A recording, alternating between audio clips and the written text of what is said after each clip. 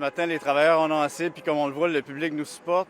Ce matin, le premier ministre nous dit qu'il ne veut pas donner de salaire décent pour les employés. On a quitté la table de négociation. Alors ce matin, le message qu'on envoie au premier ministre, c'est revenez à la table, puis revenez avec une offre qui fait du bon sens. Le syndicat canadien de la fonction publique du Nouveau-Brunswick a déclenché la grève vendredi matin. Quelques instants plus tard, des membres du SCFP étaient sur les lignes de piquetage. Le SCFP représente plus de 20 000 travailleurs dans la province. Les membres travaillent entre autres en santé et en éducation. La grève n'était pas encore générale, mais 7 sections locales ont débrayé vendredi matin. C'était assez pour engendrer la fermeture de toutes les écoles au Nouveau-Brunswick. Plusieurs enfants n'ont donc pas été en classe. Les parents ont été nombreux à décrier la situation sur les médias sociaux, tout en soutenant les syndiqués qui, eux, revendiquent de meilleures conditions de travail. Qu'est-ce qui va arriver, va arriver. Je souhaite que ça finisse vite, surtout pour les élèves.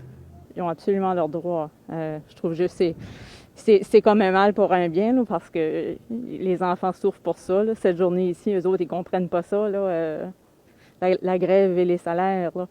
Donc, mais je crois qu'ils sont dans leurs droits. C'est comme pas de baba d'allure, là. Les hôpitaux, là, on en a besoin, là, des soins. Puis les autobus, les enfants d'école. Ça peut déranger bien des choses, mais c'est X à bouger un peu, là, puis de dire on va de l'avant avec ça, puis se parler, le dialogue, c'est ça qui n'ont pas. Les négociations entre le gouvernement provincial et les membres du SCFP sont dans une impasse. Au cœur du conflit sont les salaires. Le coût de la vie monte, tout monte, l'essence, le manger, l'électricité. Puis on a besoin d'une augmentation. On ne peut pas vivre avec des 0,5 d'augmentation puis des 0 Les 0 ça ne va pas nulle part.